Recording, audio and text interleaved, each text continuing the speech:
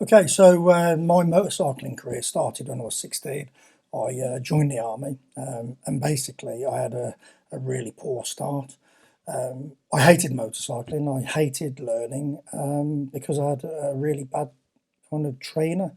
Everything we did wrong, we got shouted at, and we learnt by fear more than by skill. Just one story: we were riding out on the road one day. One of the guys pulled a wheelie across the road and hit a car. So what we did is we all got off our bikes and helped him up, and we were that scared about the corporal and what he'd say. We just got back on the bike and rode off and left the car there. I mean, that was back in 1984, so we were, it's a long time ago, and it's something that you shouldn't do. But we were, young kids, and we were really frightened of the consequences of not keeping up. And in those days, I suppose it was all about speed. And we were, most of us were really frightened of learning to ride in that environment. And even when I passed my test, I absolutely hated riding. And I couldn't wait to get in a car and then get in a truck because I felt a lot safer. My career took off as an instructor when I finished my training. And when I was about 18 or 19, I became a trainer in different things. And then around about 1991, I was a corporal. I had a bike license, and I was an instructor. So they sent me on a motorcycle instructor's course, and I did everything in my power to try and get off it. It didn't work, and because I was told I was doing the course, I just had to go and do the course. And I've never failed any courses in my life as an instructor, so I put everything into that course. Learned to ride a little better, still not very good, and also because I was an instructor, I got through the course, and because I could train, that kind of helped me through. But I was probably the worst rider they'd ever seen to pass the course, but because my teaching was pretty good, I got through the course that way.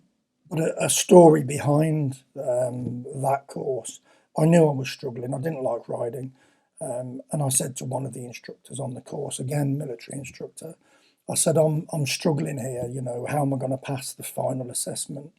And he said, have you fallen off yet? And I said, no. He said, well, open the effing throttle then. And I thought, you know what, for a qualified instructor giving, what should be professional instruction, I just found that to be a really poor comment, and a poor way of giving somebody who was struggling advice to get through a course. Anyway, I got through the course and I became an instructor, and for 6 years or so, I learned to train people in the military, and as military people go, most of the guys I was teaching, because a lot of them are scallywags when they're young, come from broken backgrounds, and most of the lads I was teaching were actually better than me, and I was their trainer. And I was asking them how they got round the corner so fast because I couldn't keep up with them, even though I was the trainer.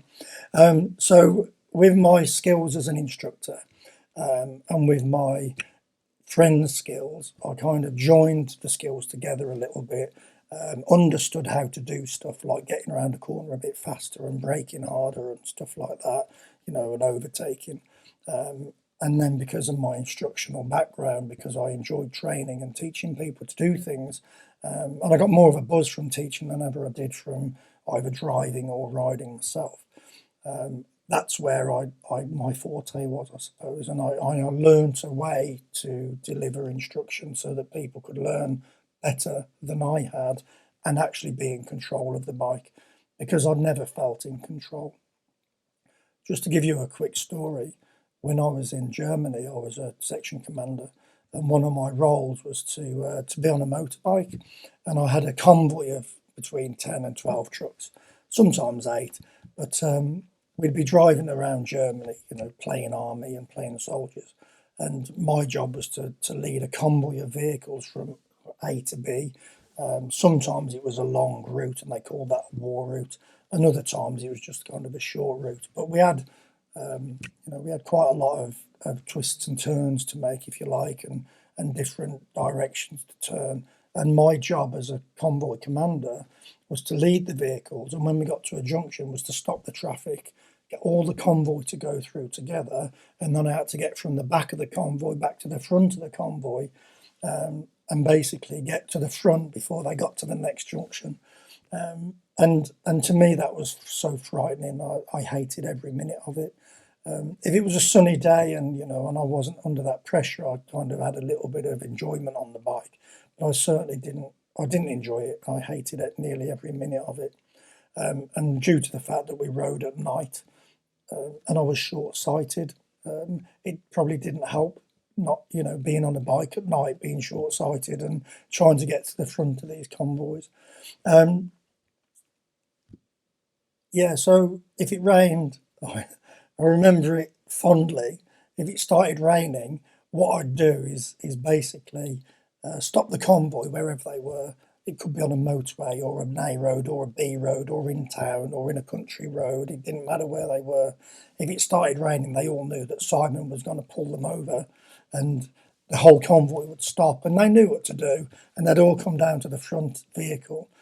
We'd put the tailboard down, lift my bike up, strap it onto the back of the van or the back of the truck, and ratchet it down so it didn't move, and I'd be in the cab. And if it was raining, that's exactly what I did. And everyone knew that Simon would be in the warm cab, and there's no way he'd be riding in the rain, because I absolutely hated it. And again, the stories that people tell about falling off in the rain, and how dangerous it is, they are stories. And if you ride properly and sensibly and calmly, then there's absolutely no problems riding in any of the conditions. And a good army saying is there's no such thing as bad weather, it's just a wrong clothing.